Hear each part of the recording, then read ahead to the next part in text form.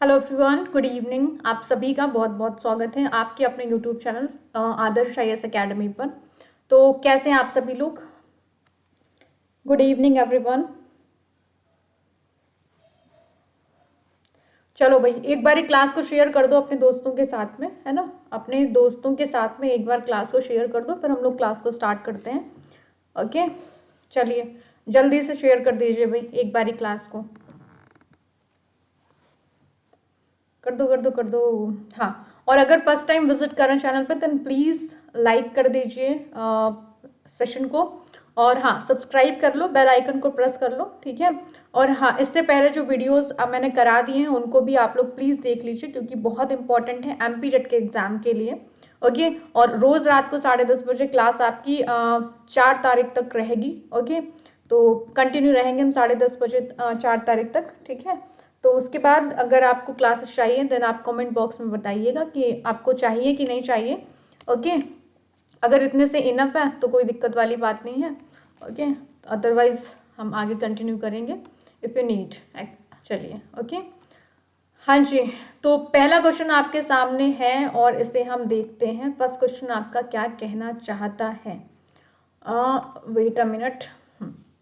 तो पहला क्वेश्चन आपके सामने कि माता के एक ही अंडाणु के विभाजन से उत्पन्न जुड़वा बच्चों को क्या कहते हैं? जल्दी से आंसर कर दो, पढ़ाया है आपको। माता के एक ही अंडाणु के विभाजन से उत्पन्न जुड़वा बच्चों को क्या कहते हैं? ऑप्शन है भ्रातृ जुड़वा, ऑप्शन नंबर बी है एकाकी जुड़वा, ऑप्शन नंबर सी है असमान जुड़वा, ऑप्शन नंबर डी है इनमें से कोई नहीं। तो राइट आंसर क्या हो जाएगा, जल्दी से करके बता दीजिए। माता के एक ही अंडाणु के विभाजन से उत्पन्न जुड़वा बच्चों को हम किस नाम से जानते हैं? जल्दी से आंसर कर दो।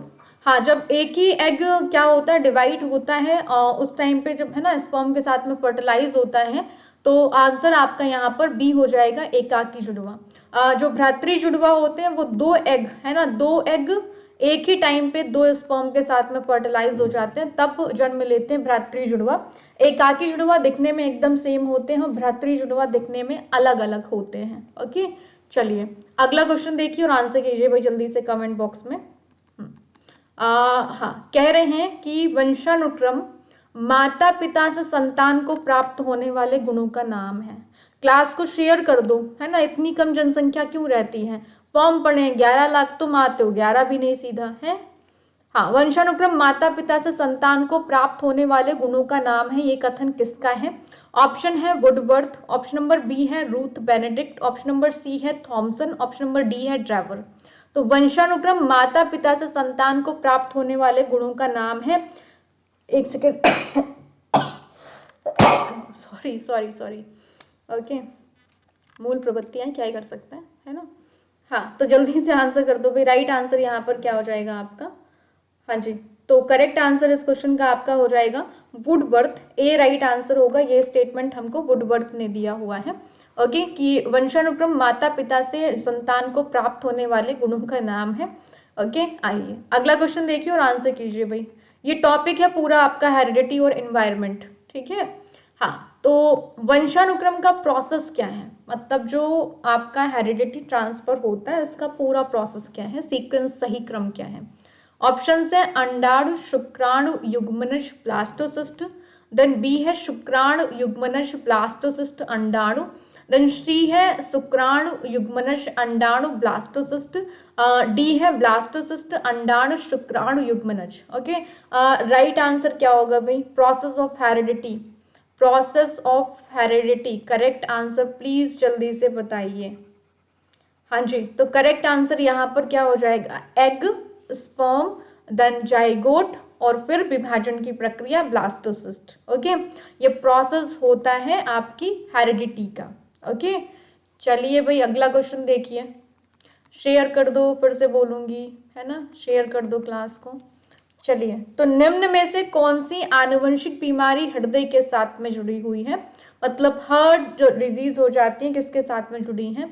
ऑप्शन ए है टर्नर सिंड्रोम, बी है डाउन सिंड्रोम, सी है क्लीन पेल्टर सिंड्रोम, डी है हेमोफेलिया। क्या करेक्ट आंसर होगा? Which of the following genetic disease is associated with heart? Answer कीजिए, राइट आंसर क्या होगा?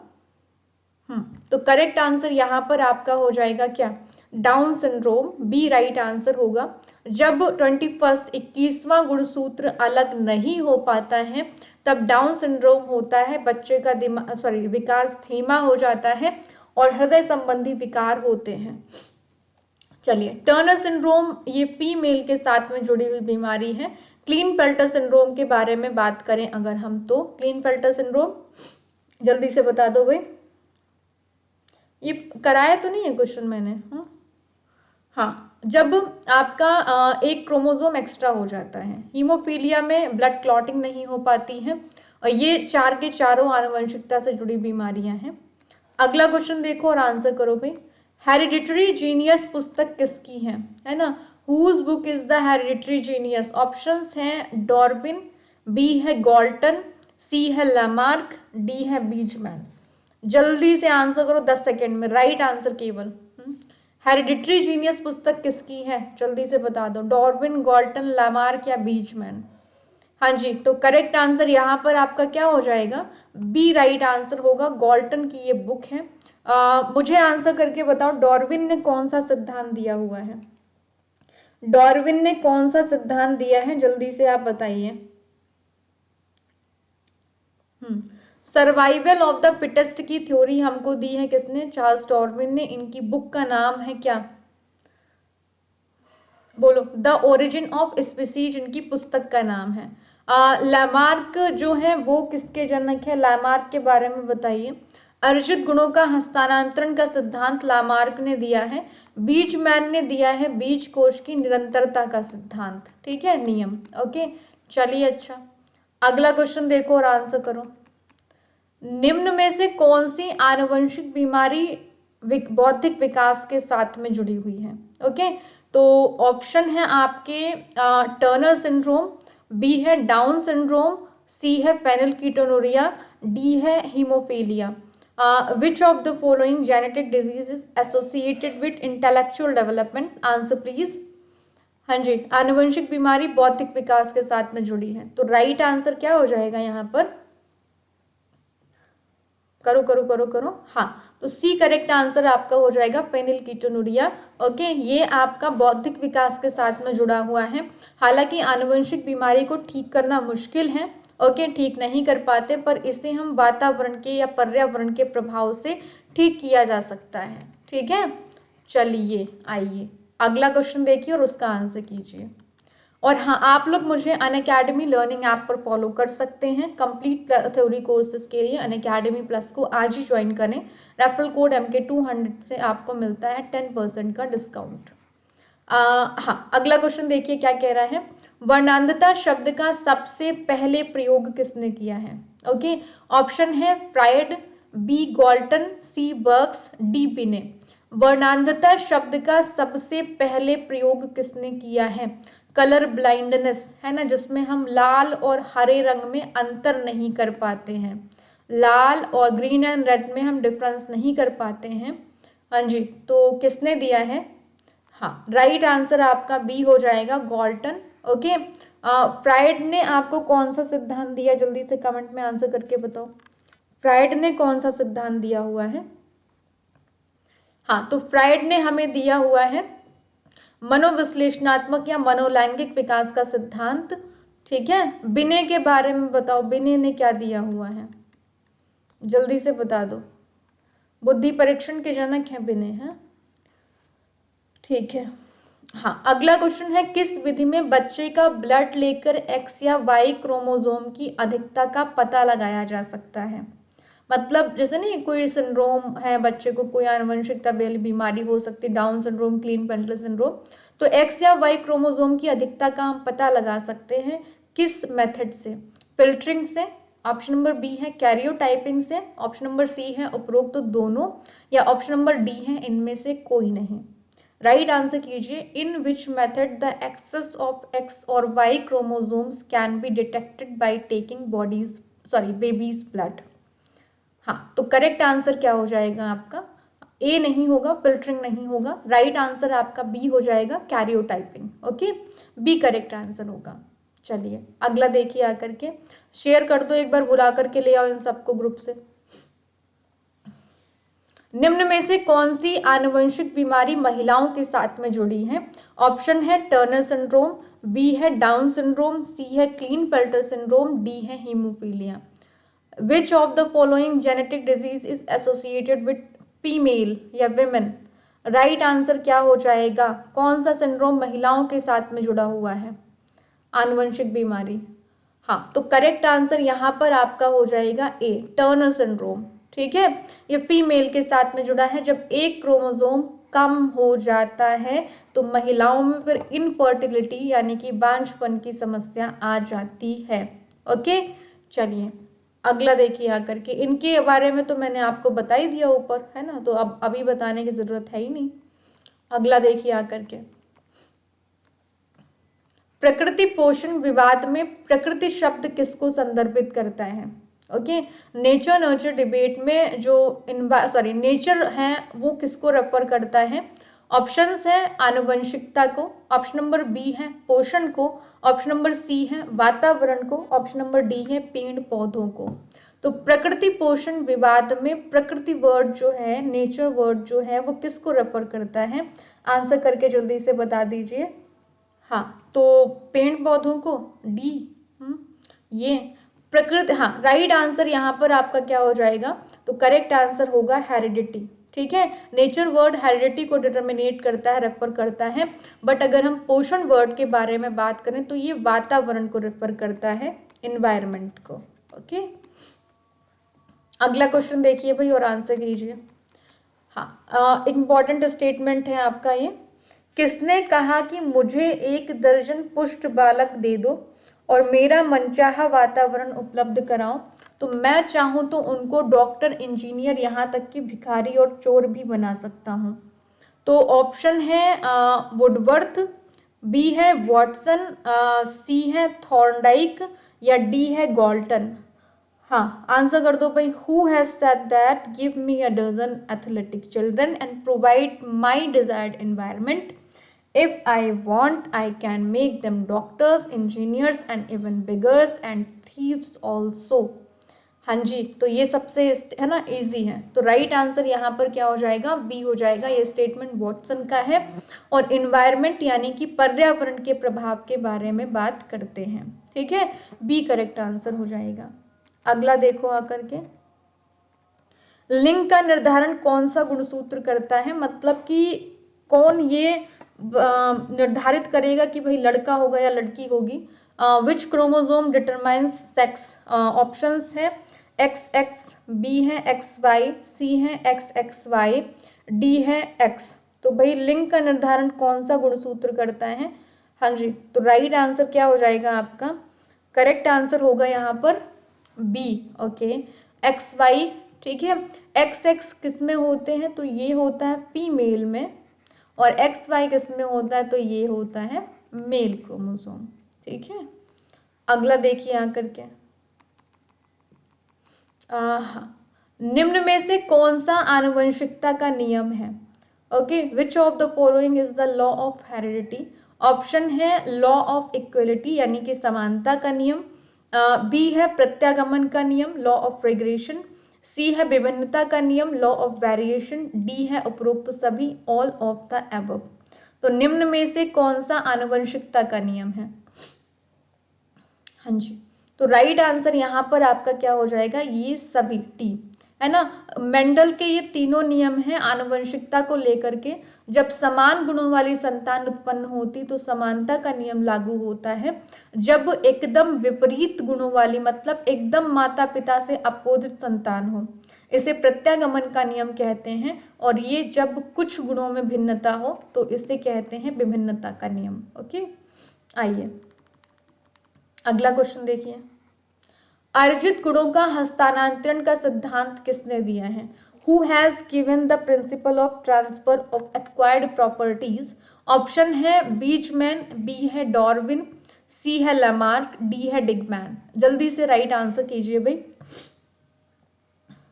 हाँ, तो अर्जित गुणों के हस्तांतरण का सिद्धांत किसने दिया? मतलब जिन गुणों को हम भले आनुवंशिकता से हमको नहीं मिले हैं, लेकिन अगर हम उनको एक्वायर करते हैं अपने इन्वायरमेंट से तो वो आने वाली जनरेशन में क्या होते हैं? ट्रांसफर होते हैं, ओके, तो यही है अर्जित गुणों के हस्तांतरण का नियम। ओके, किसने दिया है? तो सी राइट आंसर होगा, लामार्क ने दिया हुआ है।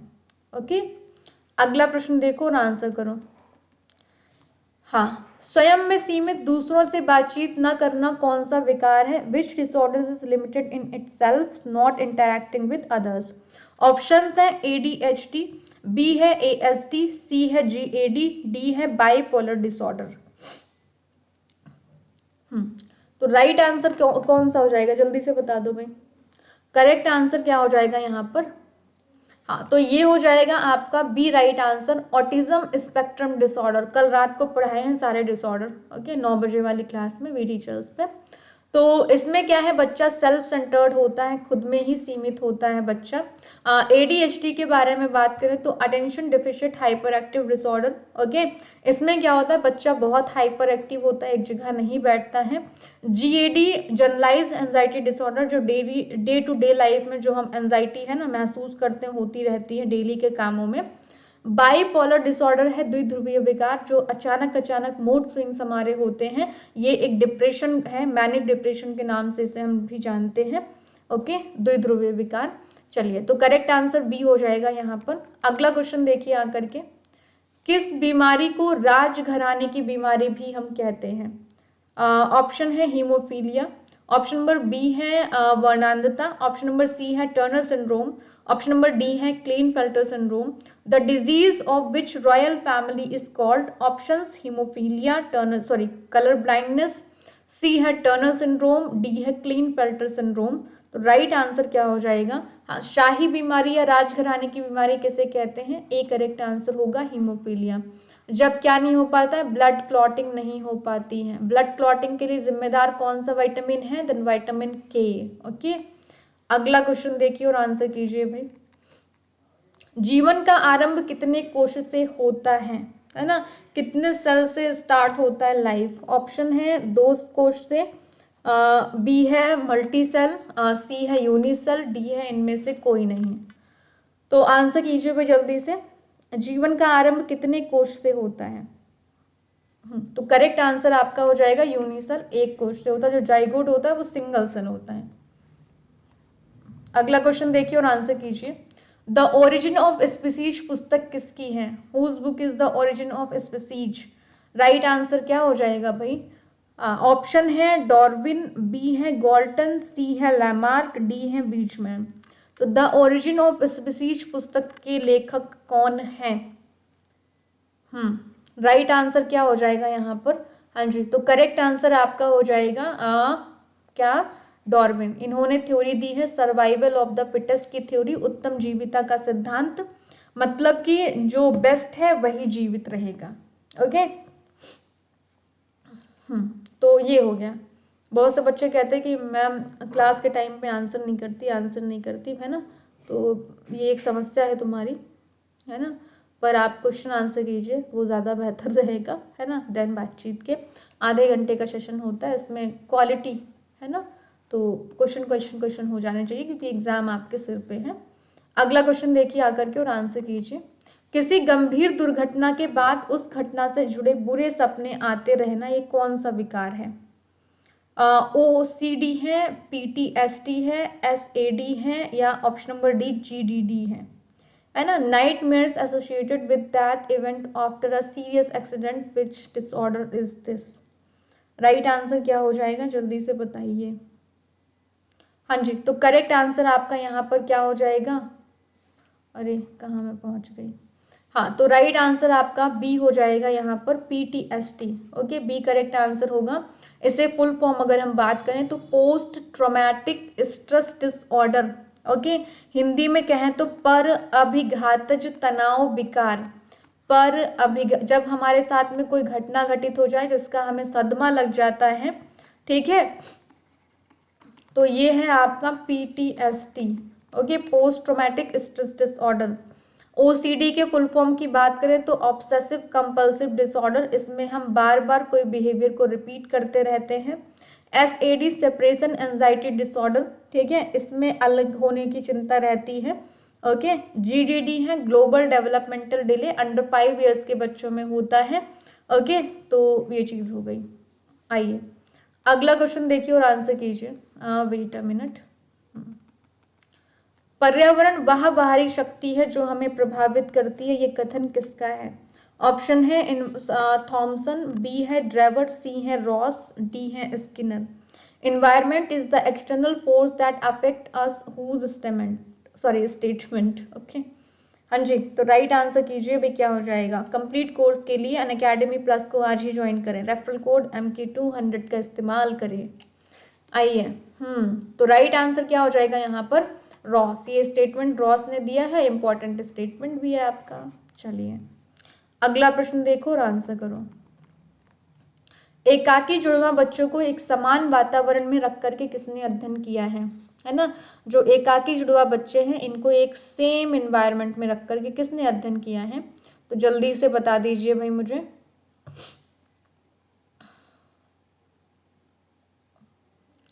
बोलो बोलो बोलो बोलो बोलो बोलो। हाँ, राइट आंसर क्या हो जाएगा आपका? Newman, Freeman, Holzinger. No, B correct answer होगा, गैसल और थॉमसन। ठीक है, बी राइट आंसर हो जाएगा। अगला क्वेश्चन देखो और आंसर करो भाई। वंशानुक्रम में वे सभी बातें आ जाती हैं जो जीवन का आरंभ करते समय जन्म से लगभग 9 माह पूर्व व्यक्ति में उपस्थित होती हैं, ये कथन किसका है? ऑप्शन है वुडवर्थ, बी है रूथ बेनेडिक्ट, सी है थॉमसन, डी है ड्रेवर। तो भाई वंशानुक्रम में वे सभी बातें आ जाती हैं जो जीवन का आरंभ करते समय जन्म से लगभग 9 माह पूर्व व्यक्ति में उपस्थित होती हैं। ओके, तो राइट आंसर यहाँ पर आपका क्या हो जाएगा? ए हो जाएगा, वुडवर्थ। ओके, इसका मतलब है कि आनुवंशिकता कब प्रभावी हो जाती है? गर्भधारण के समय ही प्रभावी हो जाती है। ओके, जब एक महिला प्रेग्नेंट होती है। अगला क्वेश्चन देखो आकर के और आंसर करो भाई। आनुवंशिकता की इकाई क्या है? ऑप्शन है गुणसूत्र, जीन, भ्रूण, उपरोक्त सभी। What is the unit of heredity? Chromosome, gene. चलिए राइट आंसर क्या हो जाएगा भाई? हाँ, तो करेक्ट आंसर आपका बी हो जाएगा, जीन। ओके, क्योंकि ये क्रोमोसोम के अंदर स्थित होते हैं। ओके, ये है आनुवंशिकता की बेसिक यूनिट, आधारभूत इकाई, मेन यूनिट यही है आपकी। ओके, चलिए आइए अगला क्वेश्चन देखिए। हाँ, बालक का विकास आनुवंशिकता एवं वातावरण का गुणनफल है, ये कथन किसका है? The development of a child is a product of heredity and environment. Whose statement is this? Options हैं गैरेट, बी है वुडवर्थ, सी है हॉलैंड, डी है थॉर्नडाइक। तो भाई जल्दी से आंसर करके बता दीजिए कि ये स्टेटमेंट किसने दिया हुआ है, बोलो। क्या हो रहा है भाई लैपटॉप के साथ में? हाँ, तो ये स्टेटमेंट हमको दिया है हेरिडिटी और एनवायरनमेंट, है ना? हेरिडिटी, एनवायरनमेंट, ये स्टेटमेंट किसका है? अंताक्रिया गुणनफल। कभी भी जोड़ घटाना नहीं लगाना है हमको, गलत हो जाएगा। ओके, तो ये स्टेटमेंट हमको दिया है, बी राइट आंसर होगा, वुडवर्थ। ओके, अगला क्वेश्चन देखिए आकर के और आंसर कीजिए भाई। वंशानुगत कारक बच्चे के खाली स्थान के समय से अपना प्रभाव शुरू कर देते हैं, है ना? मतलब जो हेरिडिटी वाले फैक्टर होते हैं begins their influence right from the time of fill in the blanks of the child. Option है विकास, बी है वृद्धि, सी है गर्भाधान मतलब गर्भधारण, या फोर्थ है प्रारंभिक वर्ष। तो भाई हेरिडिटी कब से अपना प्रभाव शुरू कर देती है? हाँ, तो करेक्ट आंसर आपका यहाँ पर क्या हो जाएगा? सी हो जाएगा, गर्भधान। मतलब कि जन्म उसके जब एक महिला प्रेग्नेंट होती है तभी। ओके, सी करेक्ट आंसर हो जाएगा। अगला क्वेश्चन देखो और आंसर करो। व्यक्तित्व में बुद्धिमत्ता आनुवंशिकता खाली स्थान अदा करती है ना? इंटेलिजेंस में हेरिडिटी के बारे, in personality as well as intelligence heredity plays नाम मात्र भूमिका, या एक महान भूमिका, या अप्रत्याशित भूमिका, या आकर्षक भूमिका। हमारी पर्सनालिटी में जो बुद्धि है, ठीक है, उसमें आनुवंशिकता कैसा रोल प्ले करती है? तो राइट आंसर यहाँ पर नॉमिनल हो जाएगा। पर अगर हम इस चीज को हटा दें, है ना, व्यक्तित्व में आनुवंशिकता कैसा रोल प्ले करती है, तब आंसर क्या हो जाएगा? इंपॉर्टेंट रोल हो जाएगा, है ना? ठीक है, चलिए अगला देखिए यहाँ करके। और हाँ, ये कहीं फिक्स नहीं कि 50% हेरिडिटी होगी 50% एनवायरनमेंट होगा, कोई ज़्यादा कोई कम हो सकता है। चलिए एक सेकेंड। छात्र का विकास खाली स्थान पर निर्भर करता है। ऑप्शन है आनुवंशिकता, बी है वातावरण, सी है आनुवंशिकता और वातावरण, डी है उपरोक्त सभी। तो छात्र का विकास खाली स्थान पर निर्भर करता है, किस पे निर्भर करता है? जल्दी से आंसर करके बता दो। हाँ जी, तो हमें ऑप्शन में हमेशा दोनों चाहिए होंगे, हेरिडिटी और एनवायरनमेंट बोथ चाहिए होंगे। ओके, तो सी राइट आंसर हो जाएगा, आनुवंशिकता और वातावरण। ओके, क्योंकि इसी की अंतःक्रिया का परिणाम है हमारा क्या? व्यक्तित्व। चलिए अगला क्वेश्चन देखिए और आंसर कीजिए। एक बच्चा जो कि एक विशेषता जैसे मौखिक क्षमता में उच्च या निम्न है, बाद की उम्र में भी वैसे ही रह रहा है। ये जो स्टेटमेंट है ये किसके ऊपर फोकस करता है, किसको इंपॉर्टेंस दे रहा है? ऑप्शन है प्रारंभिक अनुभव, बी है वातावरण, सी है आनुवंशिकता, डी है आनुवंशिकता और वातावरण दोनों। तो एक बच्चा जो कि विशेषता मतलब शुरू में जैसा था बाद में भी वैसा ही है। तो राइट आंसर यहाँ पर आपका क्या हो जाएगा? डी हो जाएगा क्या? डी होगा कि क्या होगा? आंसर करो। हाँ, तो यहाँ पर राइट आंसर डी नहीं होगा क्योंकि सेम है, शुरू में जैसा था अभी भी वैसा ही है, मतलब कि आनुवंशिकता यहाँ पर रोल प्ले कर रही है। तो राइट आंसर आपका सी हो जाएगा यहाँ पर, है ना। टर्म एंड कंडीशन अप्लाई है, ध्यान दे करके आंसर करना है इसको। ओके, तो आपको ये जो प्रश्न थे वो कैसे लगे, है ना? यहाँ से आपका कवर होता है हेरिडिटी एंड एनवायरनमेंट टॉपिक, आनुवंशिकता और वातावरण। एक इम्पॉर्टेंट टॉपिक है क्योंकि क्वेश्चंस यहाँ से भी पूछे जाते हैं आपके। ओके, अगली बात, इससे पहले इसी प्लेलिस्ट में आप देखना एमपीरियड सीडीपी प्रैक्टिस बाय मोनिका, वहाँ पर ग्रेड 1 के पेपर भी मैंने कराए हैं और चैप्टर वाइज पेपर जितने इम्पोर्टेंट है उनको लेकर के चल रही हूँ, तो उनको प्लीज़ आप लोग देख लीजिए, है ना, क्योंकि इम्पॉर्टेंट है आपके लिए।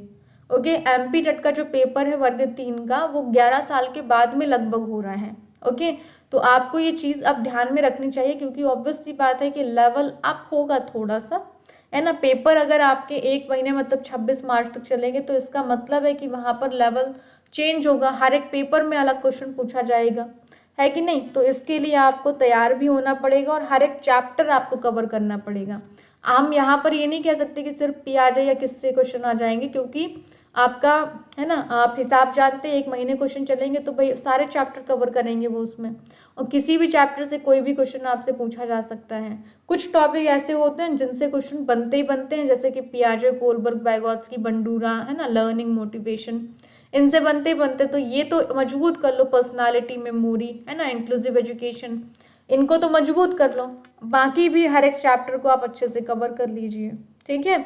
तो अभी आपको क्या करना है, जाकर के वो पूरी प्लेलिस्ट चाहिए, देखिए उसको, ठीक है। एक एक वीडियो आप देख लीजिए क्योंकि बहुत लंबे वीडियो नहीं है, आप आराम से देख सकते हैं। बाकी मैं मैराथन बी टीचर्स पे करा रही हूँ यूट्यूब पे, वहाँ पर आप मुझे फॉलो कर लीजिए, ठीक है। तो आप वहाँ से पूरी मैराथन कवर कर लो क्योंकि रिवीजन करा रही हूँ आपको, और अनअकैडमी लर्निंग ऐप पर भी फॉलो कर सकते हैं। बाकी मैं यहाँ पर रात को 10:30 बजे डेली क्लास आपको प्रोवाइड कर रही हूँ। और हाँ, आगे भी अगर आपको क्लासेस चाहिए तो प्लीज़ कमेंट में लिख करके ज़रूर चाहिए कि आपको क्लासेस चाहिए हैं कि नहीं चाहिए हैं, क्योंकि रिस्पॉन्स आपका बहुत कम मिल रहा है मुझको, ठीक है। तो हम लोग फिर मिलेंगे अगली क्लास में, तब तक के लिए bye bye, take care, wish you all the best. One more thing, एक चीज़ कहना चाहूँगी कि अगर आपका पेपर 26 मार्च के तक मतलब लाइक 24, 20 इन सब डेट में है, तो अभी आपके पास में एक काम करने का और टाइम है, वो ये है कि आप अलग अलग स्टेट टेट के पेपर को सॉल्व करें, ठीक है।